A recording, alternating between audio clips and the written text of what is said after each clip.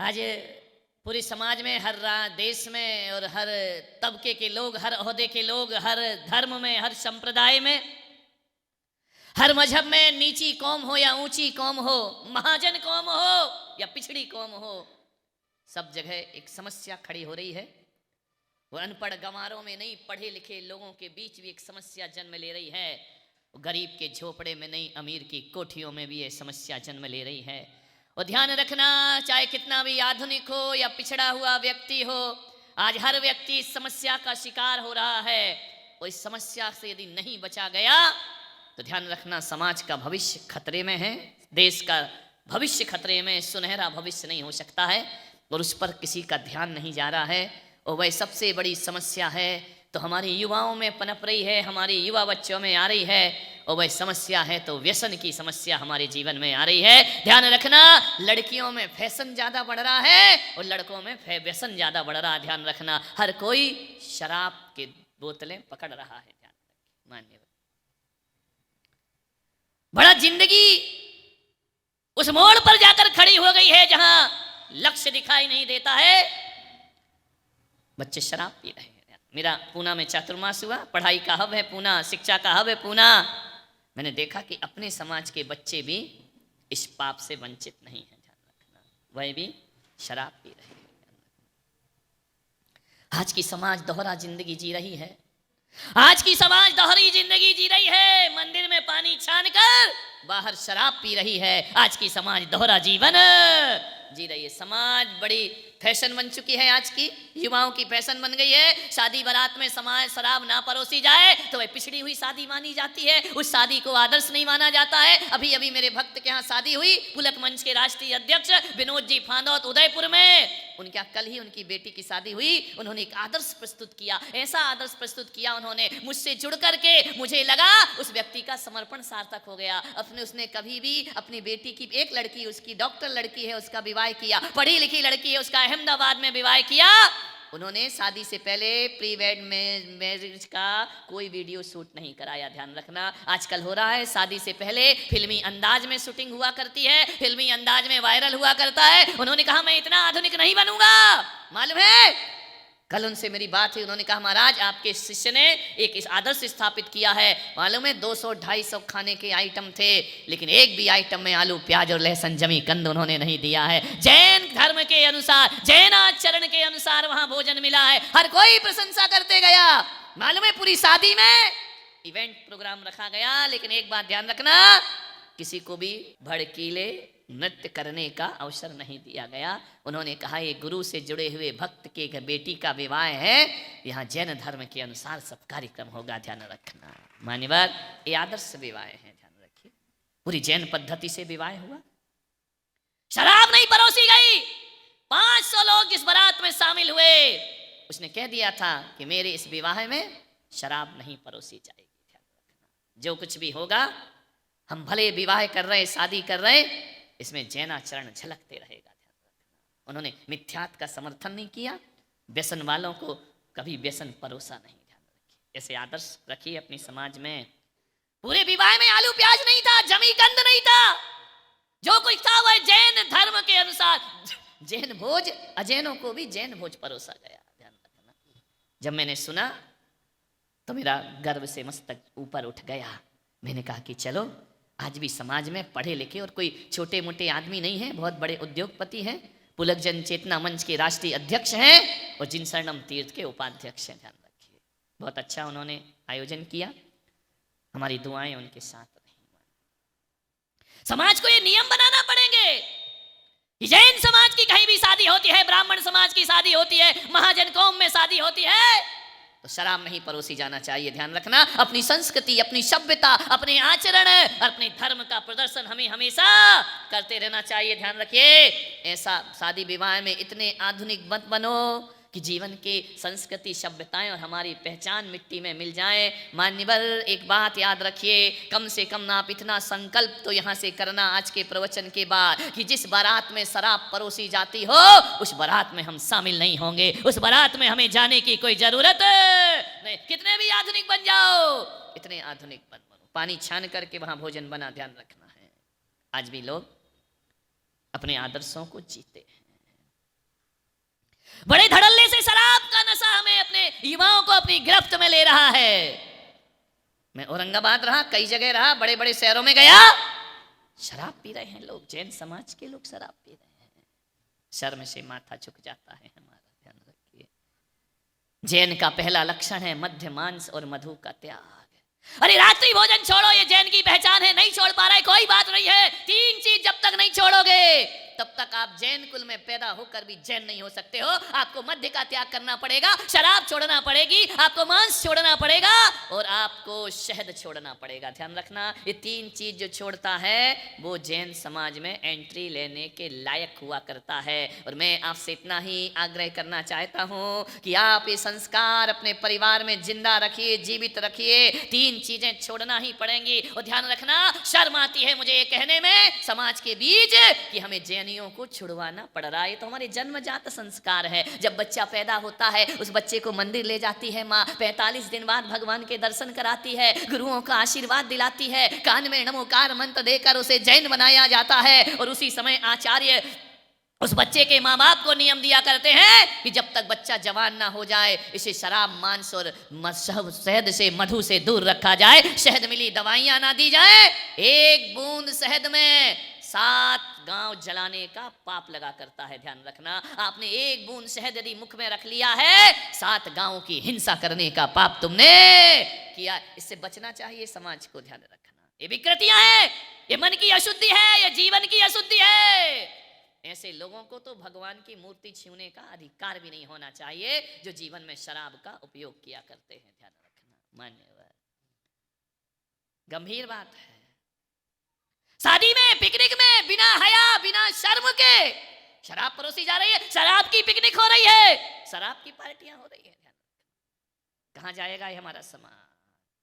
गुटखा खा रहे हैं लड़के, मुंह में गुटखा है। ध्यान रखना, विचार करो, सोचना है।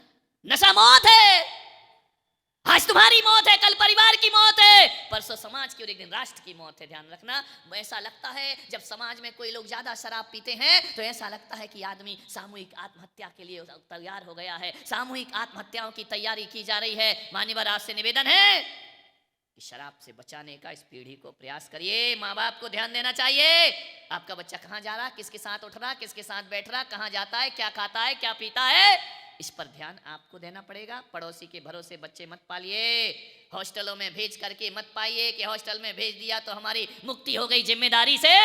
नहीं, ध्यान रखिए उसका खान पान कैसा है। खान पान बिगड़ रहा है समाज का।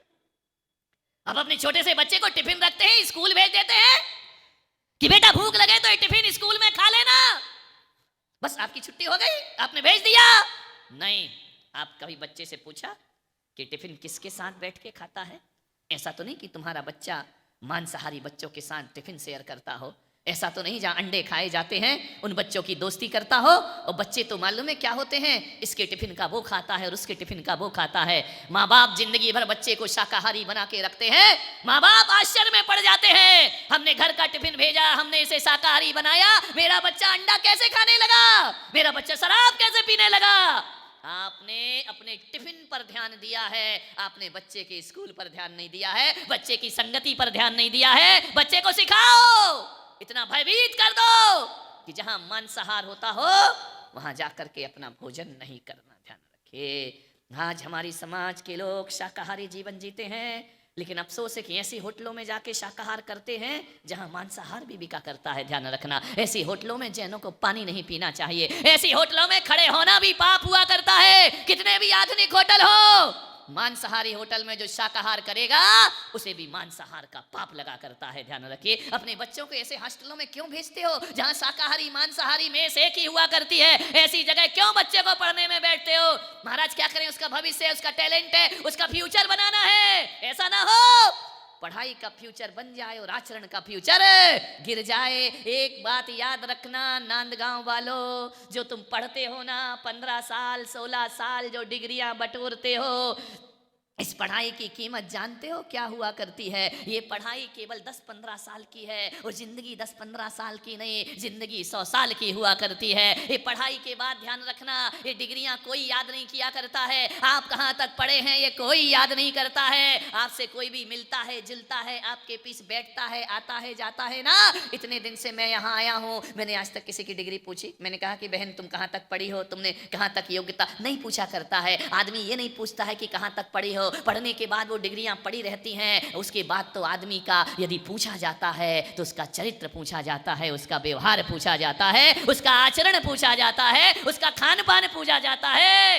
एक किताबी ज्ञान की पूजा नहीं होती है, आदमी के आचरण की पूजा हुआ करती है। ध्यान रखना, अपना आचरण शुद्ध करो। जिसका खान पान शुद्ध नहीं उसकी खानदान शुद्ध नहीं। ध्यान रखना, और जिनका खान पान शुद्ध होता है उसकी खानदान भी शुद्ध हुआ कर। खान पान जैसा खाओ अन्न वैसा होगा मन, और जैसा पिएगा पानी वैसी निकलेगी।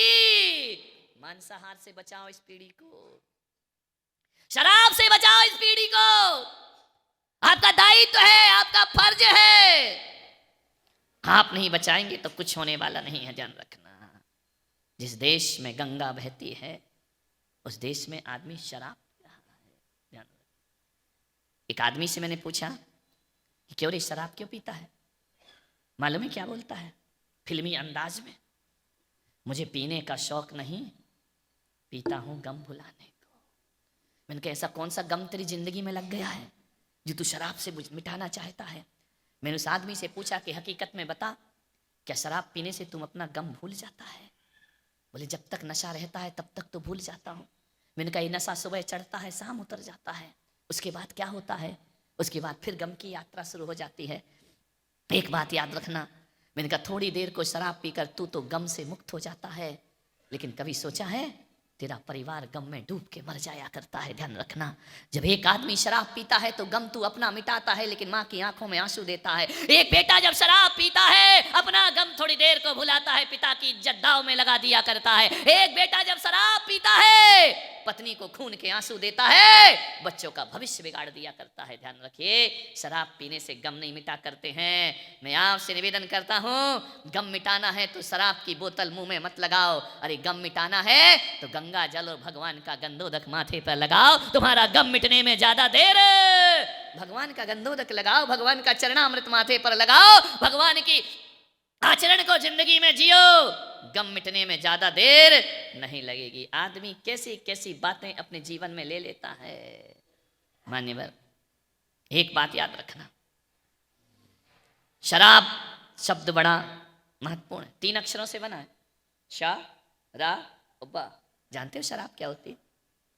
जो सड़ाती है, रा से रुलाती है, और बा से जो बर्बाद कर जाती है वो शराब कहलाती है। ध्यान रखना, जो सड़ाएगी रुलाएगी बर्बाद करेगी। अरे शराब बनने से पहले अंगूर को सड़ना पड़ता है, शराब बनने से पहले महुए को सड़ना पड़ता है। लेकिन एक बात याद रखना, जिसका जन्म सड़ने से होता है, शराब का जन्म अंगूर के सड़ने से होता है, और शराब का अंत जो पीता है उसकी जिंदगी को सड़ाया करती है। जिसका प्रारंभ और अंत ही सड़न से हुआ करता है, वो शराब तुम्हें कभी भी जीवन में सुकून देने वाली नहीं है। शराब से बचो, शराब से बचिए।